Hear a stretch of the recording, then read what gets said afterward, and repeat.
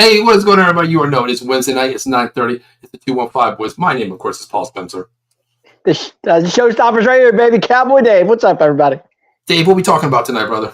What are we talking about? OTAs, no-shows, and player contracts? You know what, Dave? Let's add something to that. Let's talk about the preseason, our outlook on just the offensive starters tonight. So you already know it's 9:30. It's prime time. It's Paul and Dave. The 215 boys are in the house. Get your popcorn ready, and we'll be back in 1 minute to start this show. Here we go. See ya.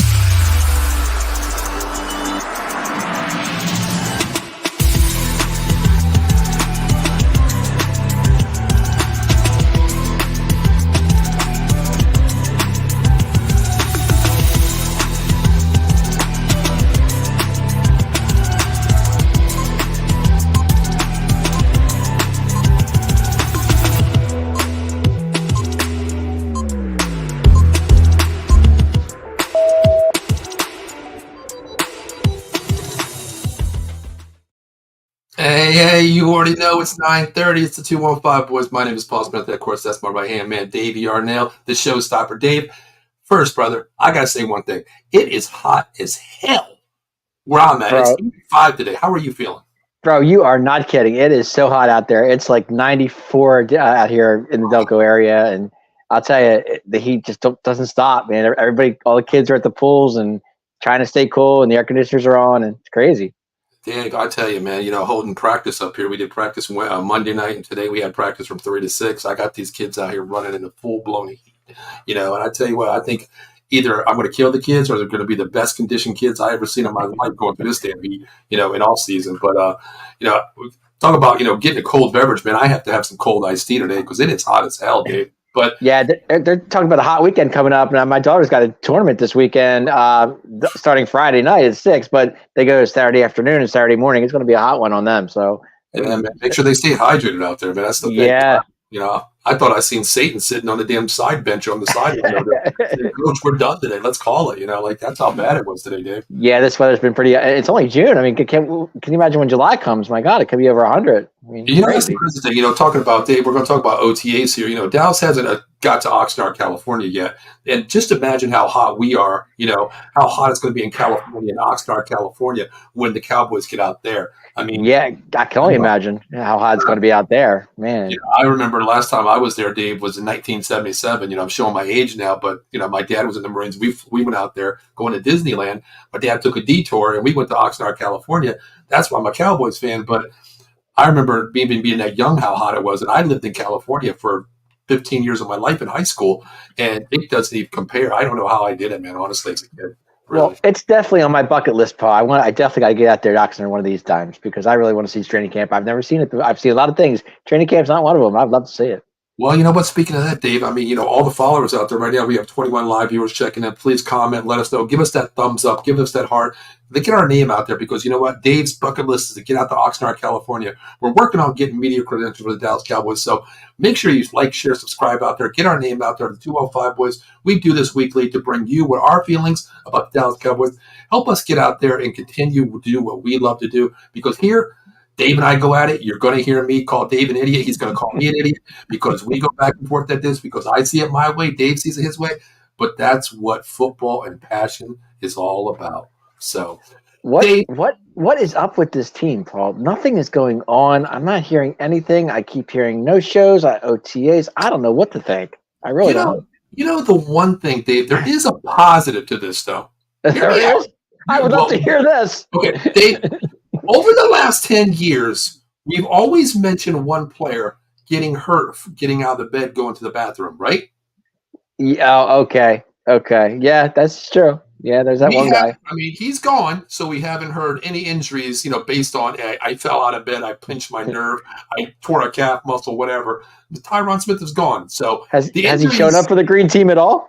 I don't even know if that's their problem, Dave. $20 million this year, that's their damn problem. I could care less about it for 8 games, 9 games a year. That's your issue, Green Team. The Jets, welcome, have fun with them. Have fun, number one. But Dave, you're right. OTAs, man. I was watching some of the videos there, Dave. And I tell you what, we had Cooper Beebe's dad on there a couple of weeks ago. Last show. And we Great talked show. about his progression, how he's going to, mandate the front line there, being the captain of the offensive liner. As we found out, he did play center a little bit, plus defense back in high school, of course. But transitioning to the NFL, it's a different animal, Dave. Different breed, different speed, different physical, uniqueness of a player. But he's holding his own, man. He really is, Dave. Cooper is going to, which we'll talk about projected rosters later. I am so excited for him, Paul. And when we did the interview with his father, he was really a nice guy, and he told us all about Cooper. And I think Cooper will hold his own, to be honest with you. I think he's going to be really good, and he's going to learn, every day, every down, every play. He's going to learn, and he's going to get better. I can't wait. I'm excited. Yeah, I agree with that, Dave. I mean, to me, coaching football, you always have that mentality of a person. You might be your best physical athlete, but then again, you want that guy to we lived in Philadelphia for a long time, Dave. You want that guy to bring your lunch pail to work. That is Cooper, who brings it every day. He has a peanut butter and jelly sandwich, an old carton of milk ready to go. That's how his mentality is. First in, first out. And what he's learning on the offensive side of the ball right now, playing center, it's amazing watching him. I mean, his technique right now, he had a little transition, snapping the ball, of course, going that way, but he's looking good right now. And the other one, Dave, I want to say is Kinlaw. I wasn't high on Kinlaw coming into this team. He is putting people, I'm sorry to say this, but he's putting people on their ass. You know what? I've heard a lot about Kinlaw too. I'm very excited to see what he's going to do. And I've heard OTAs he's doing really well. So I don't. Exactly. That's one of the things, defense side of the ball. I was kind of curious, like, wait a minute, what? Well, not curious, kind of suspicious, really. Why'd you go out and get Kinlaw? Coming from Eastern Michigan here, lower school here, Western Michigan. I'm sorry. Looking at it like, why? What was his motor? What was his technique? What was his scheme? But going against, he put Tyler Smith on his butt already during those. Yeah, you've mentioned that to me, and I was very surprised when you said that. And I like his technique. I think he's going to be probably a depth move, probably behind maybe a Lawrence on that side also. But I tell you, Dave, if they want to go to a 4-down territory, and bring in like a bigger body inside the middle there, they could do this with Kinlaw because his motor reminds me of someone like a younger Parsons. I don't want to go this route, Dave, but I'm going to say he reminds me sort of with his technique and his moves of a young DeMarcus Ware. That's big shoes to fill right there. Exactly. Yeah. Also, I want to say hello to Samantha. Remember Samantha checking in? She's the most beautiful Dallas Cowboys fan we know out there. From the Star We Are. Please check her out as also. Thanks for checking in. Yes, Cooper Beebe. Yes. And Samantha, I haven't forgot you're going to be on my college show, so you better be getting on that college football. Samantha's very excited about Cooper Beebe. Wow. Yes, she is. Thanks for checking in. Thanks for checking in, Sam. Yeah. So, I mean, Dave, the rookies are, showing out, of course. We're all doing, pretty good out there. So, knock on wood, Dave. No injury so far, brother. No major. Don't mention the word injury. Don't mention the word. We don't need to hear that. I know they're not going to. I don't think Diggs is going to see the field anytime soon. They're going to keep him on the shelf as much on the sideline as much as they can. That's still one guy I'm just bringing up on the injury wise because coming off the injury from last year, the last thing we need right now. Yeah. Samantha says, hope you're all doing good. We definitely are. And she says, you already know. So I'm going to message you pretty soon, Samantha. We're starting August. She's using your words now. You already know. You already know. You already know. See, rub it off. Cowboys fans are like, we think alike sometimes. Sam, don't rub off him. But Dave, you mentioned that name there too. Diggs coming off that horrendous injury he had last year. Of course, I'm going to pat myself on the back, Dave. I think I was the only person in the world that said, Deron Bland, watch out for this kid. And I can't wait to see them play together. I'm excited. But fun. Dave, I want to ask you something. I agree with you. I don't think Diggs is going to see the field this year. Of course, preseason OTAs. Of course, he's going to be working out on his own, rehabbing that injury. Because Dave, I look at it going back to Gallup coming off that injury. I think they moved him too fast, too quick with the offense here. And our division, Dave, is nasty this year. You got A.J. Brown, Devontae Smith. You got neighbors going up there, to Giants land. And the Washington Commanders, I mean, they're pretty stacked too, a wide receiver too. Don't forget about their receiver out there in Washington. He's really good. Which one are you talking about? Which one? I can't think of his name. 17. Oh, McLaurin. McLaurin. Yeah. I'd say one guy is going to be pretty nasty is Luke McCaffrey. I think he's going to be a special kid out there too, playing wide receiver in the slot. So I mean, I think they're going to put him on the shelf. Of course, I'm not really worried about that. A lot of people were, on Twitter were saying, well, what about Diggs? He needs to practice. No, let him on the shelf. Let him recuperate this year. We know what he can do. We know the only thing he needs to work on is that back half, not jumping balls, Dave. That's the only thing he needs to work on, not to jump the balls. Sorry, Steve. I didn't mean to get McLaurin's name mixed up. In case you're watching the show, my fault. Yeah, don't talk about Steve. He's a Giants guy. I mean, a Washington guy. We don't. He's a Washington guy, but if he's hopping on, he's going to heckle us. He said he was going to check in tonight, so I'm kind of hoping he does. Definitely. But Dave, I didn't write the name down. I was at practice all week, and I know we signed a UFL guy. What was that quarterback's name, Dave? Do you remember his name? I'm not really sure off the top of my head. They did sign a tight end, though. I know that much. Yeah, I know they got a tight end, but what was that rookie UFL corner that they signed? You know his name? I didn't write it down, actually. Not off the top of my head, no. I did not write it down. Well, we'll call him, Exhibit A, basically. Why do you think they brought in a corner, Dave, in this loaded back room here? Gilmore, I'm still, hey, what's going to happen with this guy? But Bland, Diggs. Practice squad doesn't hurt. Practice squad doesn't hurt either, Paul. That's true. I think it's a smart depth move. It's going to be a cheap price, maybe maybe $1 million a year. That's fine with me as a depth move. But that tells me the kid can play, Dave. I went back and watched. I don't watch a lot of UFL. I tried to get into it. I'm not into it. I watched the championship game. That was about it. So you watch a lot of football, but UFL, you don't watch that? You know what? It's like me learning football all over because I don't know any of the players. Only reason I watched this a couple games is because Adrian Martinez, the quarterback for Birmingham Stallions, I watched him as playing quarterback through college. I like how he plays, the run and gun movement. So I did watch a couple of those games, but I did go back and watch film on the draftee that we picked up here signed. He is a ball hawk. He's pretty physical, a lot of speed there too. So I think it's definitely a depth move. And that tells me Dallas has really hit on these UFL guys. You think about your boy, Aubrey. You think about him. Yeah. You think about Turpin. Now you're going here, and you're getting this guy here. A depth move, it doesn't hurt, Dave. It really don't. No, it doesn't. I mean, every little bit helps, and take what you get. And I mean, I just this team though, I just don't know where to go with it. I just don't know where it's going right now. I have no idea. Dave, you know what? Hey, we have two more months to figure all this out. So, hey, your guess is as good as mine right now. So we got 2 Jerry has 2 more months. Steven has 2 more months. Mike has 2 more months. I don't know.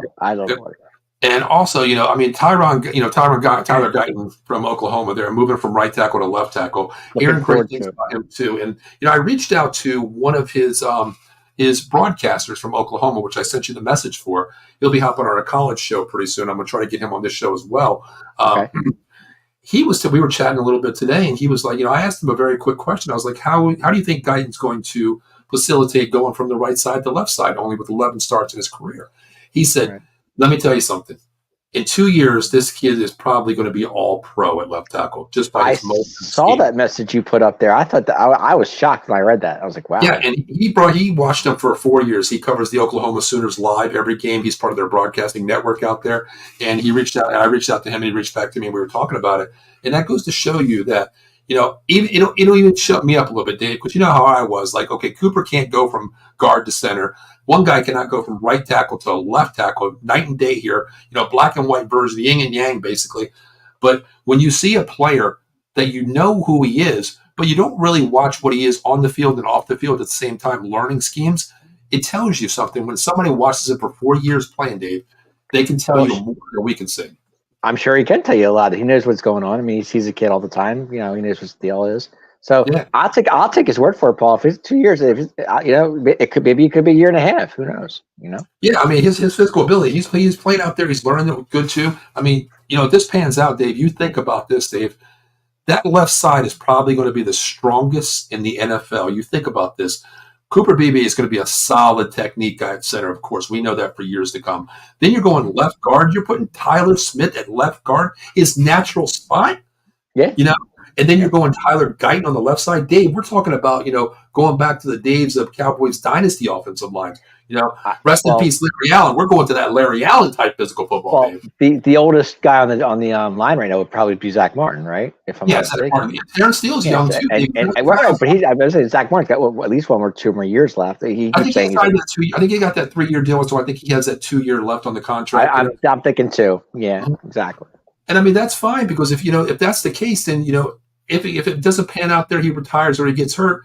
Here's the thing: you can bring in Brock Hoffman to play center. You can Cooper out to right guard. It's fine. It's natural. Are you confident with Hoffman? I don't know if I'm too confident. I'm barring injuries here. I'm just saying. I'm just saying. Left guard spot, going there. I don't like I don't like his backup. I don't like Zach Martin's backup there because Dave, you think about that backup there. You're talking about Josh Ball. Josh Ball is a revolving door, Dave. I cannot take Josh. Dude, if I see Josh Ball one more time, I'm screaming. That's what I'm saying. If something, God forbid, does happen to Zach Martin there, Dave, we have to, maybe possibly if the worst, maybe best scenario would be Cooper going to right guard for a couple games until he's healthy and putting Brock in as center because we know Cooper can mandate both sides of the ball there, center and guard. Why not? Because I don't trust Josh Ball next to Terrence Steele. I don't trust Josh Ball at all. I've been watching Josh Ball for the past 2 years. I can't take it anymore. Yeah, the plays that he's been in there, it's been a revolving door. You know what I mean? Like, hey, it's like one of those Matador things that go right on in, go right on in. Kind of like that guy Green we had. Remember that one year? Oh my God, that was so. Oh God, that was so bad. I don't know which is worse. Honestly, I know. I'm just. Man, it's bad. But Dave, there is good side and bad side, which we're talking about. Good side, no injuries here, players progressing, looking good for our future here. 2 rookies on the offensive line, next to Tyler, and also Terrence Steele as well, all universe Zach Martin. So we're good there. We could have. What do we have about 6 weeks? 6 weeks left until camp. Is that what it is? Yeah, I think we start. Well, I think we go in there. July, last week in July is the OTA start, knock start. So I think we got about another 6 weeks, basically. Yeah. Okay, yeah. I thought that's what I heard. But there is good sides and bad sides. We've talked about the good side, Dave. Let's talk about a little bit of bad side here. Okay. Let's talk about a couple of no-shows, Dave. Yeah. Let's start with, since we're doing offense tonight, let's start with that defense side of the ball, Dave. Are you worried about Micah Parsons not at OTAs? No. He's the one. I'm not. No, because he's still on his rookie deal, and I think he'll exercise the 5th-year option. The exercise right, 5th-year option. Yeah, I think I'm not too worried about him. It's the other one I'm worried about. Why are you not worried about Parsons? Well, actually, Micah did show. He was there. I thought I heard him. He showed up a little bit, but it wasn't like a full blown out practice. It was like, hey, I'm here. I think what it was, Dave, to avoid the fines, honestly. Right, exactly. There's another guy that I'm more concerned about. Yeah, well, I mean, let's talk about him. Let's talk about CeeDee Lamb, Dave. You say yours, Dave, and I'm going to throw something. One of the best, if not the top 2 receivers in the league. Okay. Deserves money. Is this his 4th year of the contract? Is last year on his rookie deal? Okay. Yeah, he's going to hold out. But tough call because is this another Zeke thing we're seeing here? That's my question. Well, hear me ask you this: has Jerry learned his lesson from a Zeke situation to a Lamb situation? What do you think? Well, Jerry says deadlines make deals. So to me, Paul, I don't know. I really don't know because I could see Jerry pulling a fast one. Dave, what scares me the most is this. CeeDee, you're on the shelf. I'm going to bring in somebody else. Hey, Amari Cooper, come on over.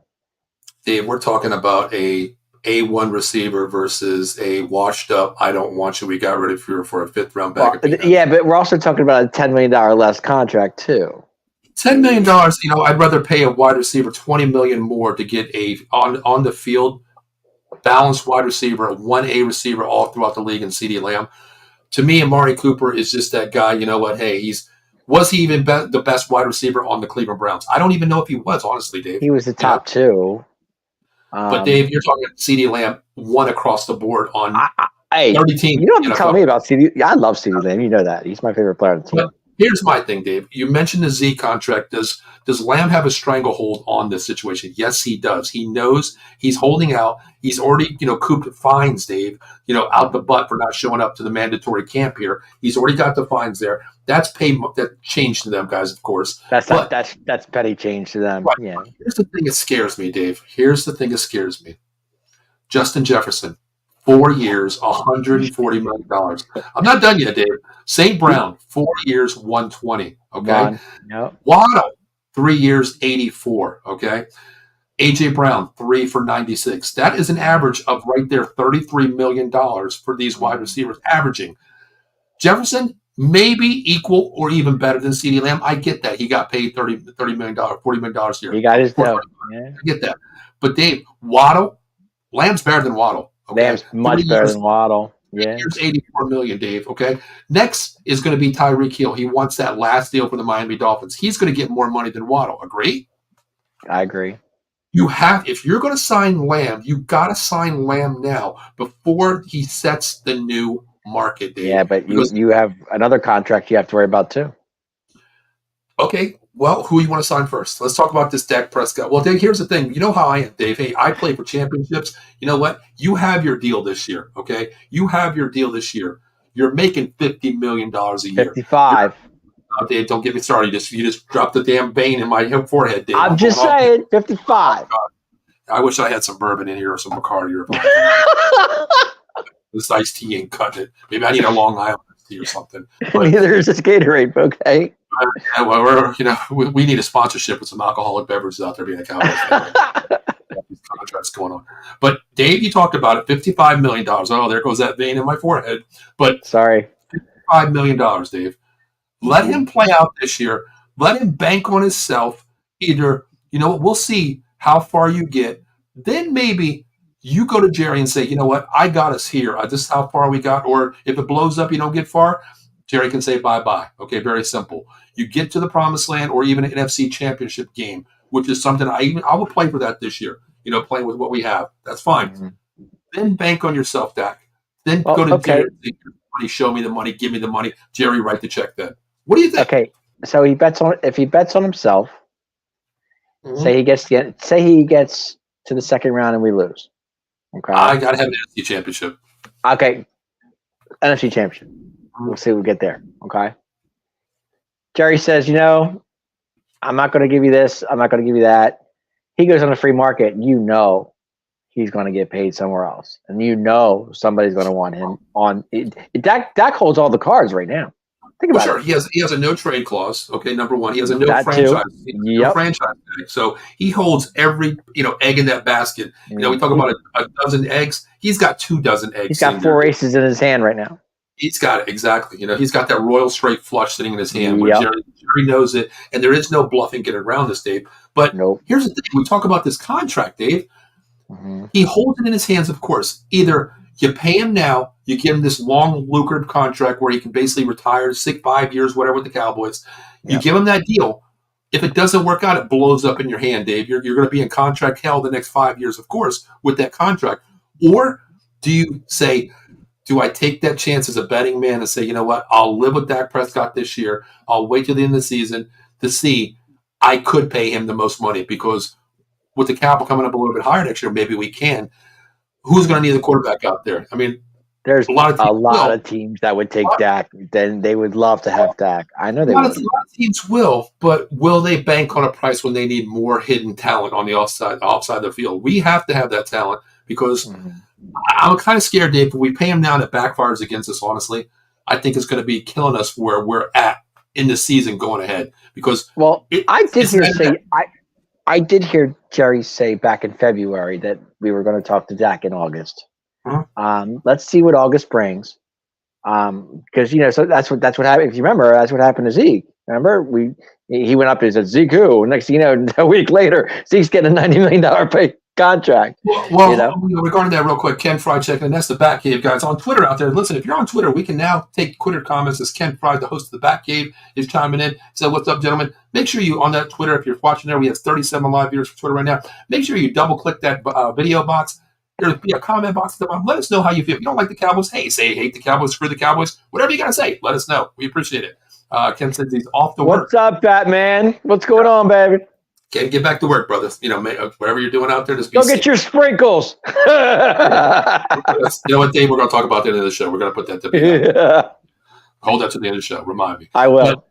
But Dave, now I just lost my train of thought because you said Jimmy's and I was saying with Dak, my point being is if Jerry doesn't pay him, and we go through a year with he gets the NFC Championship game, doesn't get what he wants, mm-hmm. and then he goes on the free market, he's going to get paid. Somebody's going to take him.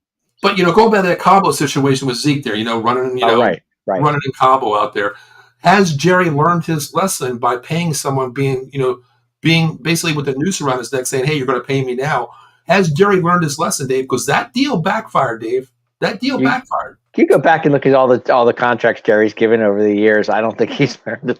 I don't think Jerry never learns. Yeah, I think I'm gonna have to call 911 once my blood pressure's going all the way up. Amari Cooper. There you go. Yeah.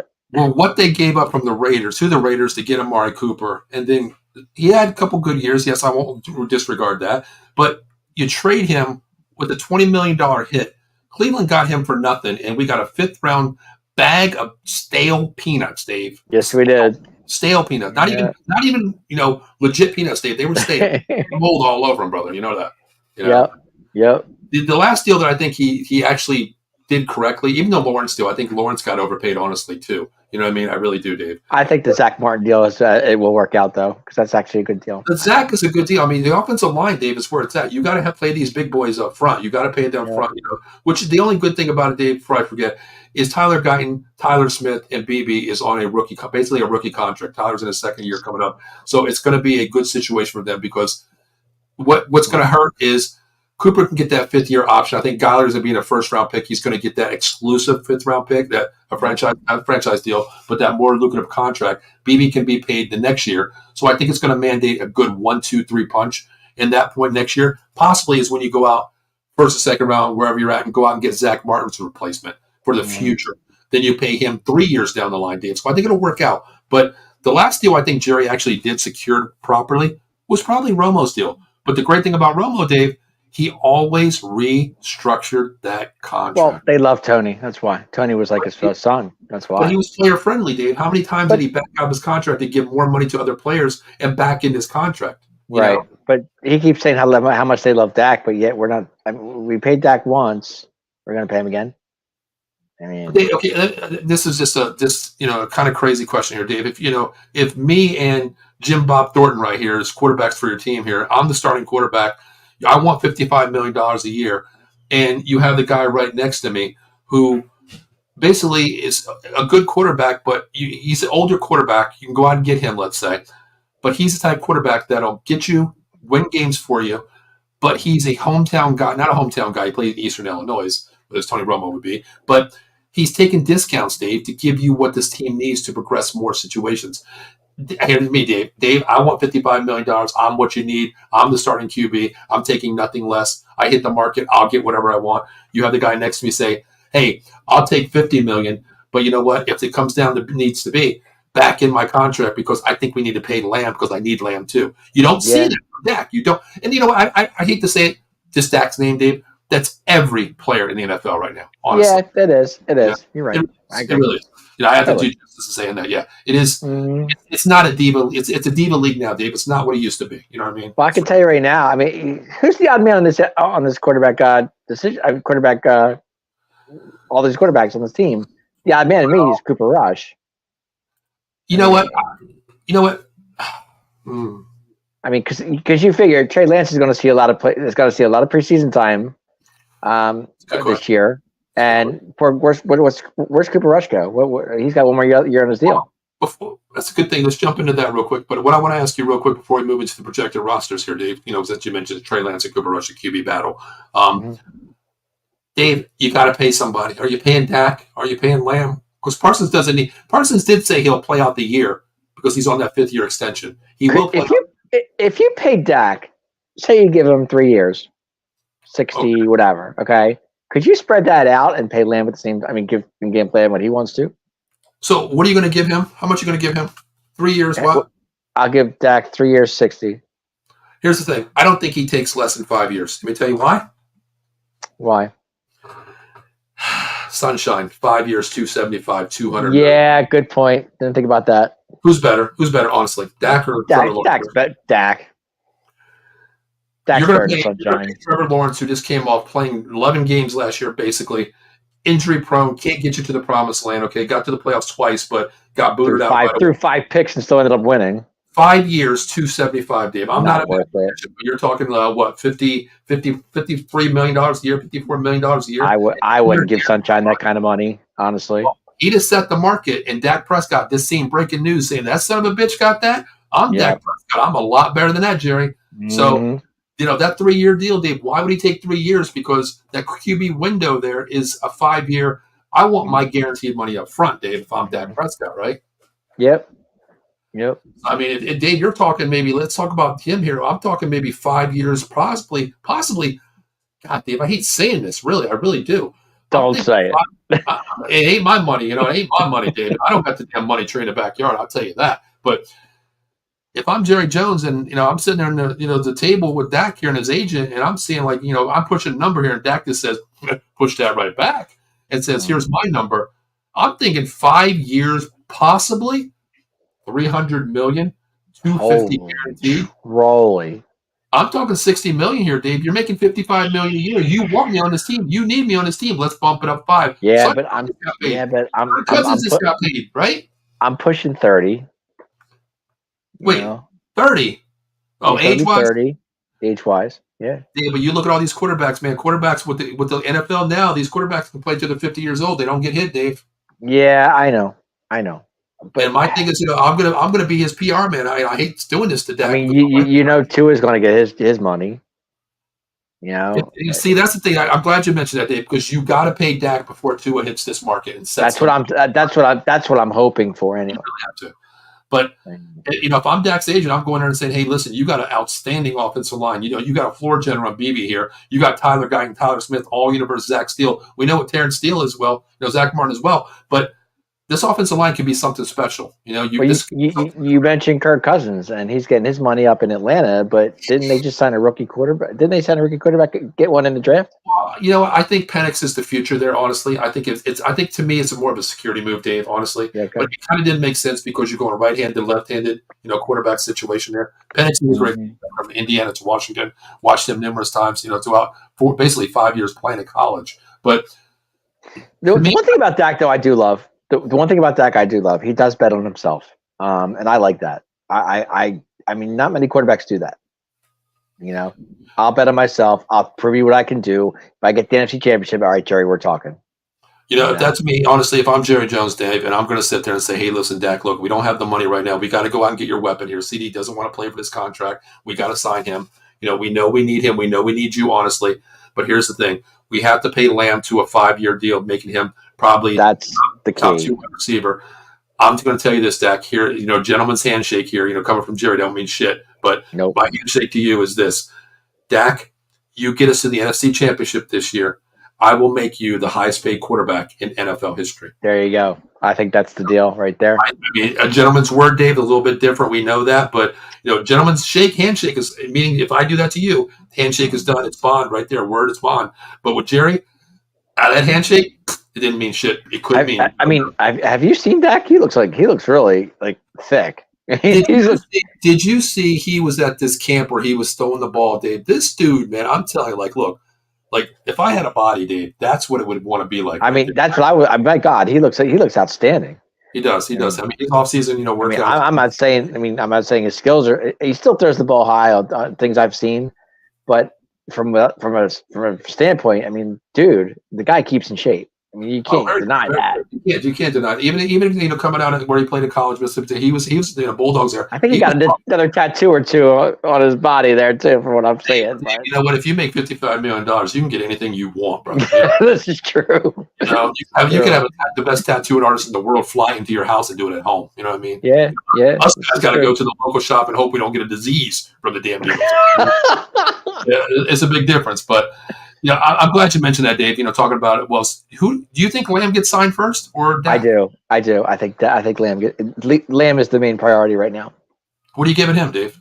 Oh God, he's young, man. 25 years old, Dave. Yeah, he's young, but he deserves a bag. That's for sure. I'm talking Brinks truck bags, Dave. Yes, yes. What did Waddle get? Waddle got 3 for 84. Basically, he's about $26 million a year, $28 million a year. Yeah, 3 for 84. 3 for 84, $28 million a year. Yes. Let me ask you this, Dave. Let me ask you this real quick. Lamb at least 30 or 34. Okay. Let's put it this way: Justin Jefferson, who's better between him and Lamb? I go Jefferson. Jefferson. Okay. 4 years, 140. Okay. Big money, $35 million a year. Okay. So he's A1. He's 1A right there. He's number one. Numero He's uno. top tier. Yeah. Is he better than St. Brown? CD Lamb? Who? Yes. C. Lamb? Yeah, Yes. I think so. Okay, well, right there's a $30 million bonus right there signing. 4 years, I think 120. 33, 34 is fair for Lamb. Here's the thing I want to ask you. Is he better than A.J. Brown? Yes. Then you got to give him $32 million plus because A.J. Brown has signed his $32 million a year. Yeah, CeeDee Lamb's better than A.J. Brown. Sure. Is he better than Tyreek Hill? Tough call. 2 years ago, Tyreek Hill mandated $30 million. Tyreek Hill 2 years ago? No. Well, I'm asking no. Now he signed his year. 2 years now? Yes. He signed his deal 2 years ago. Tyreek Hill. No, I'm saying if you give me 2 years ago Tyreek Hill with the Chiefs, or were we talking with the Dolphins? No. What I meant by this is 2 years ago he signed his deal, Tyreek Hill, at $30 million a year. He's getting a new deal. He wants a new deal this year to mandate his rest of his career because he said he wants to play Miami the rest of the year. Okay. Right now, if he's making $30 million 2 years ago, he's probably going to mandate between 30 to, I want to say 33, 34 million a year. Somewhere in there. So you've got to sign Lamb before Tyreek Hill hits this market. I would. Nope. So I'm thinking he ain't going to make $35 million a year. You're not going to give him Justin Jefferson money. I'm sorry. But you're going to be number two. I think he gets a $34 million bag, Dave, because it's going to be between I was thinking between 33, 34, somewhere around there. I'm thinking 34. He's going to be number two in the wide receiver category behind behind Jefferson at $35 million, right in front of A.J. Brown, right ahead of St. Brown, right ahead of Tyreek Hill, Waddle, of course. I think you have to pay him first. But, Dave, are you giving guaranteed money to a wide receiver? He's never hurt, Dave. That's the thing. I would. Absolutely. You can give him a 3 year. He is number 1A. Yes, absolutely. If you gave Amari Cooper, you got to give it to Lamb. I mean, you keep bringing up Amari Cooper. I'm sorry. My blood pressure was going down, Dave. Now it's just like skyrocketed again, man. I'm sorry. Yeah, but I think he's going to probably get a 4 year deal, Dave. Probably $34 million. That's what 168. That's $136 million. I'm probably going to look at 135, Dave. Probably $100 million guaranteed for 4 years. I would say 4 years, 130, 135, somewhere on there. Yeah, I think it's going to be right around that situation. I think it's going to be $1 million less per year. Probably 136, 135, 136, $1 million. Something in that area. Yeah. Mm-hmm. Because it's too wide receiver. You got Jamar Chase coming up too, Dave. You know what I mean? Yeah, that's true. You got, oh my God. And his quarterback's back on his back too. So yeah, that's exactly. So he's going to get paid as well. But Bears is coming off that injury. Yeah. Well, Dave, let's talk about something. We have no say in the game here. It's based on what they do on the field. Injury prone, injury happens. Let's talk about. Before we do that, I want to answer Mike's question from Edge of Philly. He kept asking me the same question about the running back situation for the Cowboys, and I did never get a chance to answer him that. It's actually Zeke Elliott, Royce Freeman, and Malik Davis are the 3 running backs for the Cowboys right now. Yeah, which we're talking about projected roster right now. Yeah, well, Mike keeps asking me the same question. I keep forgetting to answer his question. So if he's watching the show, this is the running backs for the Dallas. Let's talk about the quarterback room first. We're going to do offense tonight. Next week, we'll hop on the defense side of the ball. So let's talk about the projected roster here, Dave. Let's talk about the QB room. 3 QBs on the roster right now, of course, which we have another one who, Cooper Beebe was taking snaps from. He's, not even worth mentioning as a 4th-string quarterback. Sure. Dak Prescott, Cooper Rush, Trey Lance, all locked up this year, basically. Cooper's locked up. Lance is locked up for 1. But here we go, Dave. Let's talk about this. $55 million Dak Prescott. Let's talk about $6 million Cooper Rush. Let's talk about $6 million Trey Lance. Who's the odd man? Which will get 22 next season if they keep him. Exactly. But let's talk about this year. Okay. Dak Prescott, of course, starting quarterback. That's A1. We know that, correct? We see that. That's a given. Yep. Let's talk about QB2, Dave. The third quarterback, the odd man out, is going to be the 54th man on the roster. He's going to be that third quarterback that dresses just in case the San Francisco rule is in effect. Right. You can keep 3. Can't you keep 3? I wouldn't keep 3. I wouldn't keep 3 on a game. Some teams do. No, he doesn't count as a player, Dave. He's a 54th man on the roster. Gotcha. He's the extra guy that comes in. He's not even included in the 53. He's the extra quarterback. Remember how Brock Purdy got injured with the Eagles that game in the playoffs? Yeah. They made that rule where the extra quarterback can play. He dresses. He is a obligated player to come in, but you can't bring him. He can't even be a gadget play, Dave. If I want to run a gadget play, I can't bring Trey Lance in as a gadget play. It's only for emergencies if 1-2 go out. That's the only way. But who's the odd man out here, Dave? Is it Cooper Rush or Trey Lance? As much as he kills me to say it, I would have to say Cooper Rush. Really? Yeah, because I A think guy Trey who Lance. went 5-1 last year who could run this offense versus Yeah, who I was a love first Cooper. I do, but I don't think. I think Trey Lance. You'll see more of him in preseason than you will Cooper Rush. Oh, So I agree with that one too. Well, the reason why I want to say that is you're going to bank on a guy who came over here as a first round pick, basically got him for a fifth round entitlement pick from the Niners there. Injury prone, still coming off that horrific ankle injury too, okay? Hasn't thrown a ball basically in game situation in what, 2.5 years here, true, true. versus a quarterback that can come in here, $6 million, who, yeah, you know what, it's night and day versus Dak and Cooper Rush here. Oh, But the guy went 5-1, Dave. He kept that boat floating that entire season until Dak came back, correct? yeah, he did. I mean, that Minnesota game really sticks out to me. Mm-hmm. I still go Cooper Rush too. Trey Lance is the emergency quarterback. I really do. And I do agree with you. Preseason is going to be Trey Lance. Two things I see, Dave. If the kid balls out with the one team, of course, okay, that game, audition game where he balls out, he's going to get a majority of the snaps, probably the entire first half, maybe into the third quarter. Yep. If he balls out, Dave, I can see this two ways. I can see your point, him jumping Cooper Rush. I really do. Because he mandates the game just like Dak does. Mobile quarterback, stronger arm, a mobile quarterback. We see that. Here's the thing. The other thing, too, if he does fall out, Dave, do you keep Cooper Rush at $6 million on the bench there as a third quarterback? But it opens up one thing that I love, Dave. They can use a lot of gimmick packages with Trey Lance. Sure. And Cooper Rush, you can't do that. No. And I always love a quarterback that can come in and be that fifth dimension guy and saying, why is there an extra quarterback in the game?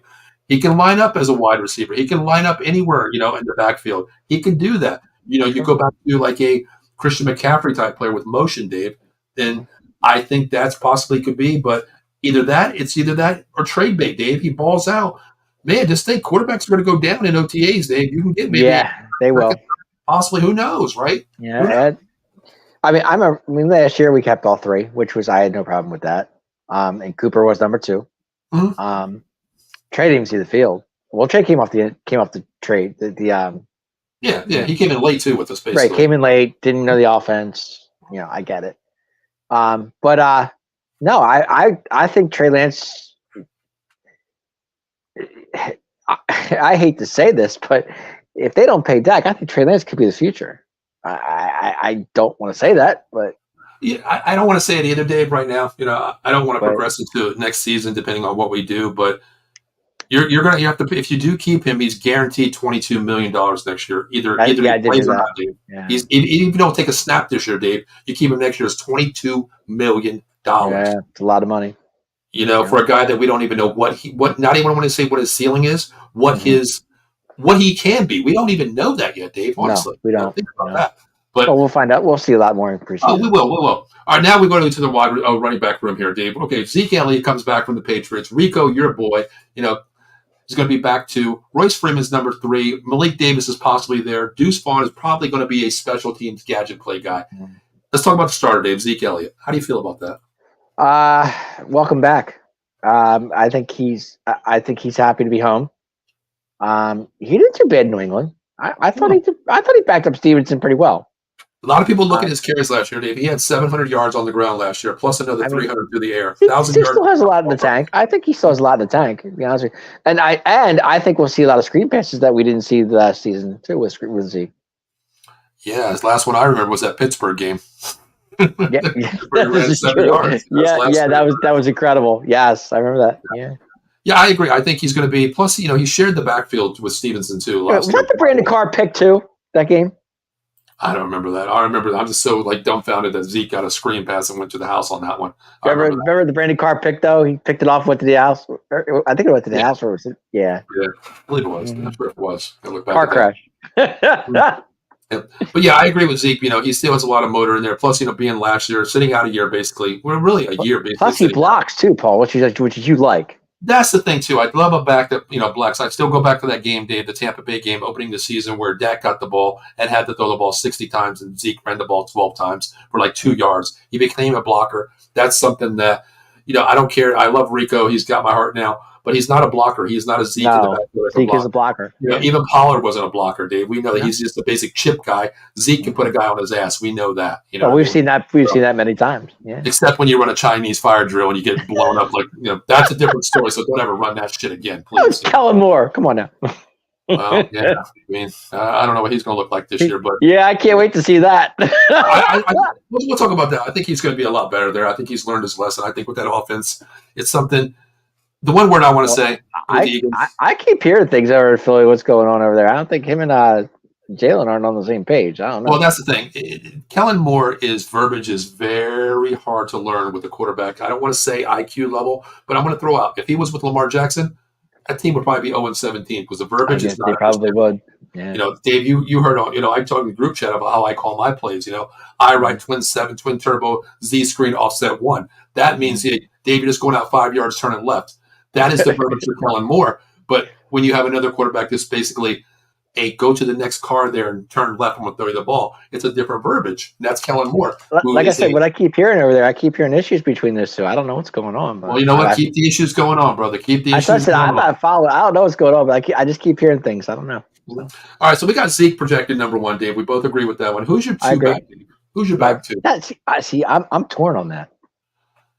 I think it's got to be. I think it's got to be Rico, if anybody.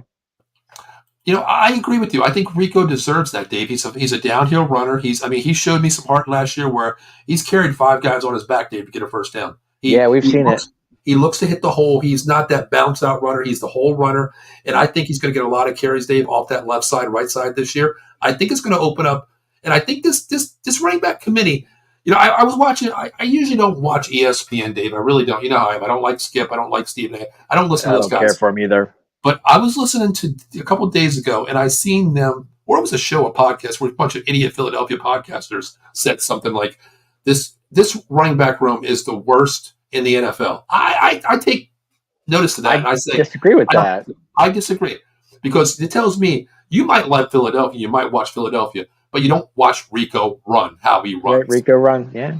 You know, to me, Zeke is a solid back. Oh, he's Zeke. He's washed up. He's not washed up. He's a downhill runner who can get ball, yards on the carry behind this offensive line. If the offensive line pans out, this offensive backfield could be great. Rico's. I want to see what Royce Freeman can do. That's what I want to see.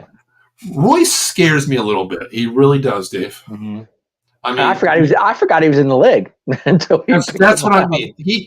To me, Dave, he was that Ronald Jones signing a year ago. Yes, exactly. Yep. That he's a depth move. They signed him before they brought Zeke in, Dave. Okay, That to me says, okay, you know what? Hey, we need a security blanket. We're going to go get the guy with one leg out there running the ball. We're going to go get him. We didn't know we were getting Zeke. If we get Zeke, Royce, you move down the depth chart. You know what I mean? To me, it was just one of those moves, Dave. You got to take a player out there to at least have 3 or 4 running backs on the roster. There's going to be an odd man out. I think, honestly, Dave, it's going to be. I think it's Royce Freeman and possibly going to be Deuce Vaughn down, not to the practice squad. He will make. You don't think it's going to be Malik Davis? That's the guy. I think he's going to be 3. I think Malik Davis is going to be the 3 back, Dave. I really do. You don't think Royce Freeman is that third guy? I don't think so. I like how he runs the ball, but Dave, he's a journeyman who's been out of the league for a while, honestly. Yeah. I like Malik Davis, what I've seen. He's a downhill runner, and I think that 1-2 punch. I mean, you think about it. Who's the faster back out of this situation? Of course, Deuce Vaughn. You're not going to talk about him. He's not going to be in the top 3 running backs. We know that, unless you get a gimmick play. But who's the fastest running back out of this committee? Rico, right? Rico, if anybody. So let's go back to this, Dave. You have Thunder and Lightning. You have Marion Barber and Zeke Elliott here, the power back. Yeah. Now you have Julius Jones, the finesse runner, and Rico Dowdy. I forgot about Julius Jones. Then you bring in that power back like a Malik Davis who runs up the middle too. That's what I want. I don't want 2 fast runners, and I think Royce Freeman is more of the speed back versus physical. That's why I want the 2 physical backs more than 2 finesse backs. Because if I want to give it play, I'm bringing Deuce Vaughn in. So what are we looking at here? Zeke, we're looking at Rico and Malik Davis? I think so. I think Royce Freeman probably gets cut or goes to the practice squad on waivers. I really do. Oh, wow, you're right. I don't know. I mean, I think they have hopes for Royce Freeman. Honestly, I think they do too. But I think David was a security reason because you signed him before you got Zeke. You didn't know Zeke was coming back on a cheap deal, so you had to go out and get him best thing available. When you could have had for $3 million more, you could have had Eckler. You know what I mean? Yeah. Yeah. So I think it was just a basic roster move to, okay, we don't know if we're going to get Eckler. We don't know if we're going to get Zeke back. We don't know if we're going to get this guy in the draft. We don't know if we're going to get, Benson out of the draft. We don't know who we're going to get, Right. Jonathan Brooks out of Texas in the draft. Right. Yeah. We don't know if we're going to get him. So you know what? We're going to go outside Royce Freeman, basically on $1.2 million.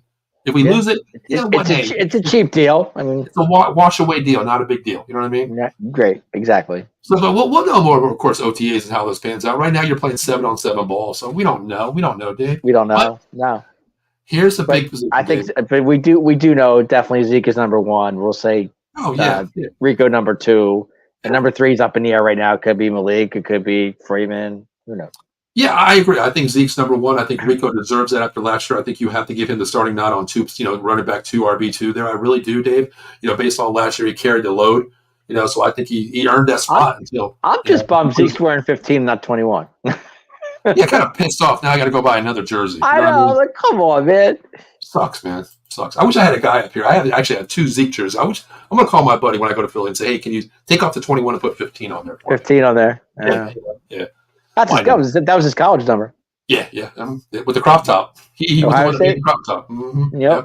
Mm-hmm. All right, Dave, let's talk about a key position here. Let's talk about wide receiver 1 here, Dave. Yeah. Of course, Dave, we already know it's CeeDee Lamb, but he's got to sign the big bag check here.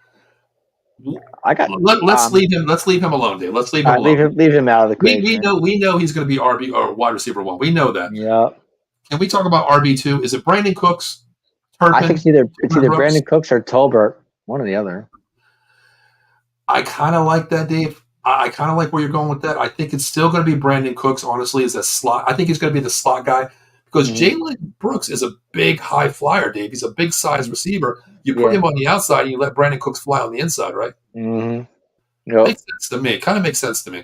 I like Tolbert. Tolbert opened my eyes last season. Honestly, he really did. I mean, I started calling him. Dak didn't find him, but when Dak did find him, he found. I mean, he caught pretty much everything. Dak threw. Yeah, I remember one couple games when we did the post game show. I used to call him toe drag swag end zone. Tolbert, and a couple of those. He's a high flyer. He's a gallop. He's more of a gallop guy to me, where he can take the downfield down. He high points balls too. I mean, I love Brandon Cooks too. Don't get me wrong, because I think Dak and Cooks were. If you remember, they were starting to you starting to see good things during the season. He found him in the corner end zone a couple times, and but Tolbert, something about this guy. I don't know what it is. He's got good hands. Yeah, I remember watching him in college. He's a high flyer. He came from a lower school. A lot of people didn't know about him, but he's a high flyer. I think this is a chance to shine. But if we put CeeDee, his natural position is in the slot, Dave. He's the best wide receiver in the slot. Of course, we know that. But here's the thing: Brandon Cooks is not a high flyer. He's a speed gallop guy. Yeah. If you put him and Tolbert out there, you have the big guy on the outside. You put CeeDee in the slot here. You put Brandon Cooks on the outside as well. But the only issue with that, he's a little bit lower in size, Dave, Brandon Cooks. Yeah. The one name, Dave, that I think is going to really surprise people, Dave. You ready for this name, Dave? I can't wait. Ryan Flournoy. Yeah. Good point. I didn't think about it. I forgot about Ryan, to be honest with you. Big boy, high points balls. I think he's going to be something spectacular this year. I think he's going to be, I don't want to say the next best thing since sliced bread. I'm not going to say that. I think he's going to be battling for wide receiver 3. I really could be. Do. I like how he pass points the ball. But are you worried, Dave, that this wide receiver room is not big? Jalen Brooks, I'm not very high on, honestly. Yeah. No. I'm like I said, I'm big on Tolbert. I think. Well, we're gonna remember too. We lost Gallup, so that's a big loss. Save the slaves. I mean, it's gone, Dave. The contract's gone. You had to get rid of for something that gives you 2 catches a game, if that, throughout the whole season. 30 catches a game. Not worth $20 million. You went to the Raiders, right? Yes. Okay. $20 million not worth it, Dave. You had to cut your ties there. He's the bad fries problem now. That's right. Hey, the atomic, the Silver and Black Nation, hey, there you go. Friday mornings, 10 o'clock, or I'm sorry, Friday nights at 10 p.m. Make sure you check that out because give him hell, Cowboy fans, about Michael Gallup. Gallup. Well, like I said, we had big hit. We really thought Gallup was coming off the injury. We thought maybe we'd get, the Michael Gallup of all, but we just didn't. Nothing. I mean, he had a couple catches, but nothing. I mean, when you come off an injury like that, Dave, you look at Dak Prescott coming off. He avoids the run, of course. He's a mobile quarterback who avoids the run after injury, which is smart. I get that. It's your livelihood. You're not going to run to get hurt. He runs when he has to, though. But Gallup, man, what was his natural thing, Dave? Speed. Speed, and he could jump like a gazelle. My God. And you coming off an injury like that, you know what? Hey, you double think everything, Dave. You know, if you break your arm and you go to the gym, you think like, oh, if I'm lifting weights, oh man, if that pops again, I'm in trouble. It's a different thing when you have an injury like that. When you're all about speed, coming off an injury like that, I think they rushed him back too fast, honestly. And I thought they did too. That's the whole thing about. The main thing is they gave him the bag before he was ready, Dave. Honestly. That's true. Yep. Yeah. So, oh man, that's scary. And you know me, I was a Gallup guy. I loved Gallup. I got giddy up Gallup all day long. I was all right. Yeah, you were giddy up Gallup. You were Rico all the way. You know, big time. You know, you got me. And of course, we have Brandon, my favorite player. I love Brandon. Yeah, you got me on 50%. Well, you know what, Dave? You got me on. I'm a math guy. You know, I'm Asian, so I like math. Two out of three guys you got me on. You got me on Avery. You got me on Rico. You know, I'm the only probably guy with the Rico Downey jersey. So I'm cool with that. You know what I mean? Hey, yep. Hey. But all right, so we're gonna go. Lamb number 1, of course. We're gonna go Brandon Cooks 2, possibly 12 or 3, right? Mm-hmm. Where does Turpin fall in, Dave? That's a great question. Of course, he's going to be kick returner. We know that. I was just going to say special teams. And you know what, Dave? We'll go special teams next week. We'll throw that on the defense, you know. But I think he's going to have a spectacular year, especially with the new rules. Yeah, this could be a Turpin season. It really could be. Especially with the new rules, Dave. You can't move until the wide receiver catches the ball, the kick returner catches the ball. That gives him a full setting. Yeah. That gives him a full head of steam before they move. This is true, and he can go. We know that. Yeah, basically, Dave, you think about this. He was a UFL kick returner, correct? That's I checked. Same rules as the USFL when he broke all the records as a kick returner in the USFL. Oh God, we're in trouble now. That rule is coming to the NFL. So who benefits? Oh, the kick Cavante all day. This is like Devin Hester 2.0, basically. It could be. Yeah, I'll take it. I'm cool with that. Dave. Yeah, I'm okay with that. Yeah.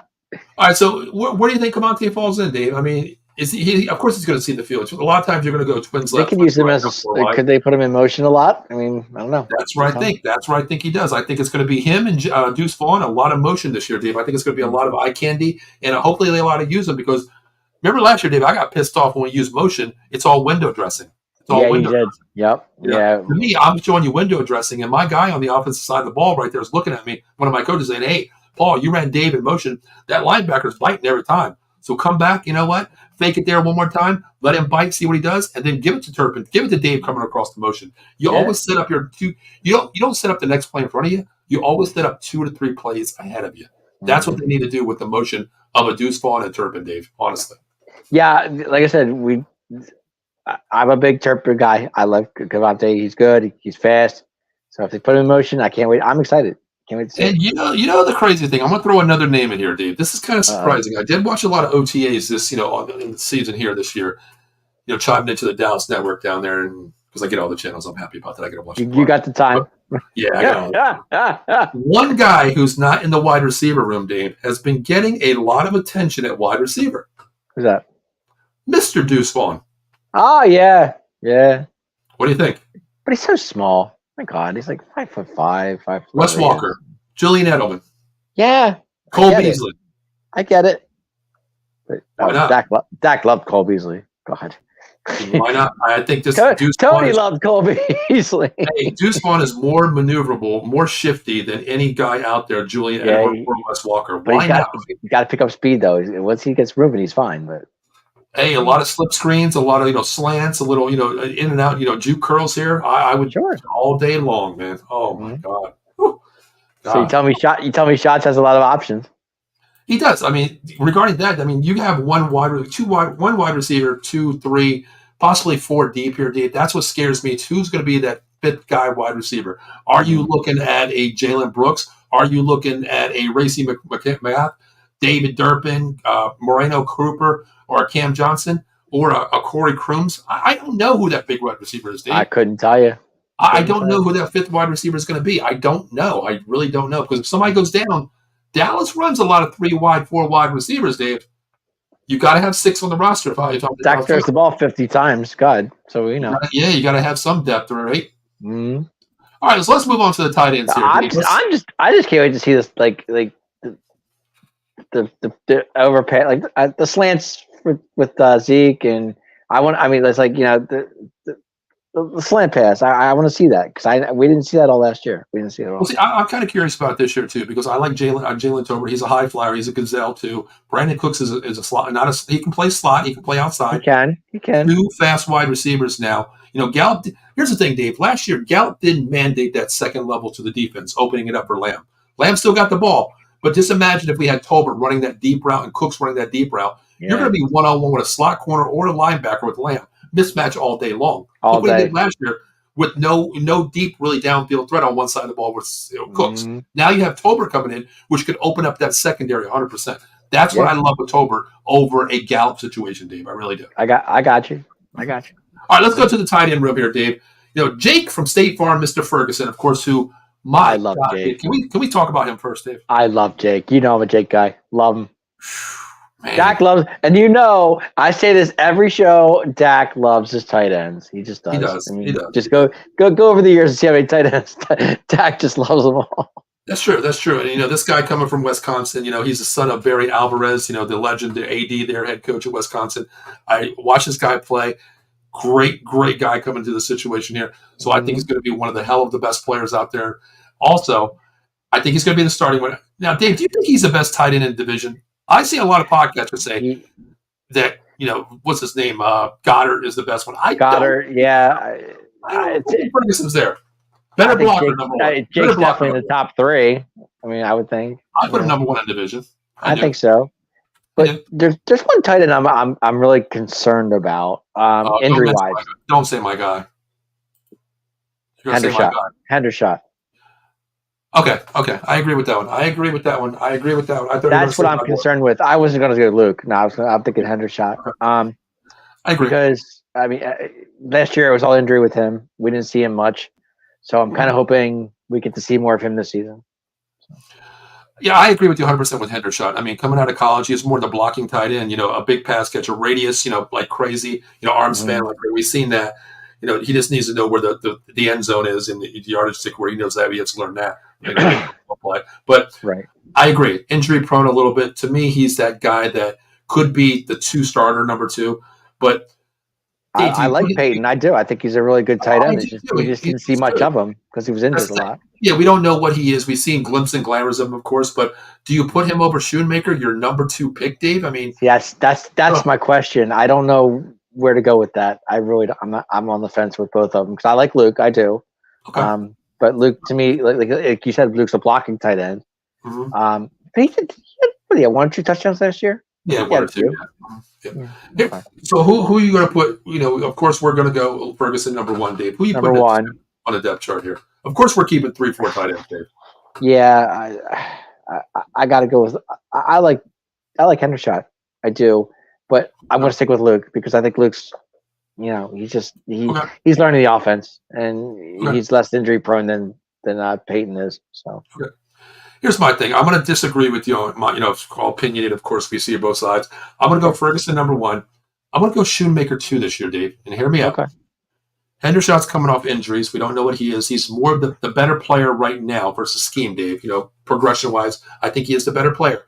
Right. But last year, Dave, Dak was running for his life a lot of the game, correct? He was. With this offensive line, Dave, I think this is a lot better offensive line than we had last year, okay? Mm-hmm. You don't bring in that. How many times did we run double tight ends or a 13 personnel with 3 tight ends? We ran that a lot last year to help Dak Prescott. I don't think we see that with Ferguson on the line next to a Terrence Steele or next to a Guyton this year. I think they use him in a slip screen situation. I think they used him more of the passing game because he is the bigger armed wide receiver, more physical wide receiver than Hendershot. Even though Hendershot can hurdle you. We've seen that a couple times too. But I think Schoonmaker, this is his year to when the offense opens up a little bit more. I think Schoonmaker is the better situational player over Hendershot. I agree. As tight end. I want a tight end like Gronk. I would love to have somebody like that. There is only one Gronk, dude. There's only one. That's what I'm saying. There's only one Gronk, but guys like Keith Jackson, good tight ends. You look at tight ends, Dave. You go back to Jason Witten. Well, he doesn't even pan out to me of a Gronk or a Kelsey, Dave. But I'm saying like guys like Keith Jackson. Well, he was good. He was a good tight end for the Eagles. Oh, sure, definitely. I agree with that 100%. And the guy you were talking about was Brevin Spanford, who's inside, wasn't it? Yeah, Spanford. Yes, yes, exactly. Yeah, just looked it up real quick. Just scrolled on the bottom. Yes. Yep. Yep. All right, so yeah, we agree with that. I mean, we flipped it. You go Hendershot 2 based on injuries if he comes out. I got Shoemaker number 2 this year. Mm. Spanford basically never see the field. I He mean, might. I see Luke blocking a lot. That's what I'm saying. I don't see him catching many balls. Well, I mean, that's the thing. I think it opens up more when he played. He played, at Michigan, Dave. He was a blocking tight end, but he got down the Yeah, field too and opened it up too. McCarthy was his quarterback, but McCarthy throws that intermediate route. Didn't throw a lot of deep balls. That right. intermediate route is a safety blanket, and I think Mm. he could be that safety blanket because Ferguson's going to demand probably one of your top linebackers or a Sure. secondary nickel corner coming down. So, Mm. what best thing to throw Shoemaker out there? Throw the Virgin out there. I'm blocking. I'm chipping. Get outside. Get a slip screen because he's physical. We see that. Oh, he's very physical. Yeah. Mhm. Yep. Sorry. So, Dave, here's the But question: do we keep Hunter Lemke? I like Connor Lemke. I know he had that one fumble that really killed us. But That one do game. you need a fullback, Dave? You have Sure. Zeke. We always Oh, Dallas is Dave. always known for that. Oh, Dave. Why not? Can't hurt. All right, Dave. Here's what I'm going to ask you. You got to have offensive line depth. You got to have defensive depth on the line too. You got to have basically 5 corners, 6 wide receivers, 3 tight ends, 3 quarterbacks. Linebackers probably 4, most likely. Well, maybe really 5. Yeah. Thrown out 4-3. If it comes down to an extra lineman or Hunter Lemke, where do you go, Dave? I'm going lineman here, man. I think extra lineman is the answer. Oh, But I like Hunter. I do. I think a lot of times Dak gave him that ball. He was that extra, to go. I don't know. I think that sour taste in my mouth, Dave, is that fumble. I remember it like it was yesterday. Yeah, Dave. I just made my blood pressure go all the way up again myself. Sorry about that. I did it myself this time. Probably the fumble. But yeah, I mean, if he does make the roster, it's a solidified position for him. I mean, he's a hell of a blocker. He's like He's a good blocker. They don't get the kudos to him being a fullback. Dave, just come in and block it. We know that. But let's talk about the offensive line, Dave. A revamped offensive line here. Yeah. Let's talk about the starters first that we know are going to be there, Dave. That's going to be Tyler Smith at left guard. Tyler Guyton 1. Okay. And we got Zach Martin 2. And Terrence Steele, correct? Terrence Steele 3. Tyler Smith 4. Okay. Cooper versus Brock, Dave. How do we see this panning out? Cooper versus Brock. Tough call. Brock, I guess. I think Brock starts the preseason, Dave. I really do. Mm-hmm. And I think it's going to be situational where Cooper's going to start week 1 most likely. This is not me saying it because we've had his dad on the show. I was going to say, you better. Even when he was on the show, I told him the truth. I think Cooper could be a starter. I really do. Don't get me wrong. I'm not saying that because he's on the show. We had him on the show. During on the show, Dave, I said, I didn't want your son number 1. I wanted Powers Johnson. You remember? You did. You said that. Yeah. Very true about it. But I think he, watching him at Kansas State, the way he played, I think he can demand the roster, and I think he is what I said to his dad, I think he's one of the field generals that we don't have in a Brock Hoffman. I think he can do it. So I do think week 1, I think it's going to be Cooper Beebe starting there at center. I really do, Dave. I really feel that way. Could be. I think you're right. How do you think our boy just going to pan out, Dave? Tyler Guyton, man, right and left, right side to left side. I think it's going to take time to adjust, but I think he'll be fine. I mean, it scares me a little bit. Your foot scares movement me too. But Dave, if I said, Dave, you're 55 years old, whatever, and Dave, next year, 6 months, Dave, 4 months down the line, everybody on the network has to be right-handed, and you're left-handed. You got to learn fast, Dave. You know what I mean? It's a quick study, that's for sure. I got a kid that's a left-handed quarterback who's all world, and you know what? I don't know if I can do that because all my wide receivers are totally, right-handed catchers, basically look up on the right side of the ball. It's not easy. Anything. Offensive line is totally different, especially that because your hand movement's different, your foot movement's different, your lead is your back, your back is your lead. All your hand movements are totally different. So, I mean, I'm still going to project him, Dave. This is my projection right now. I think Tyler Guyton is the starting left tackle. Tyler Smith's left guard. Probably. Mm-hmm. I think Cooper's going to start at center. I think Zach Martin, of course, and Terrence Steele. But, Dave, let me throw something at you real quick, okay? Good. What if, Dave? Now, hear me out here.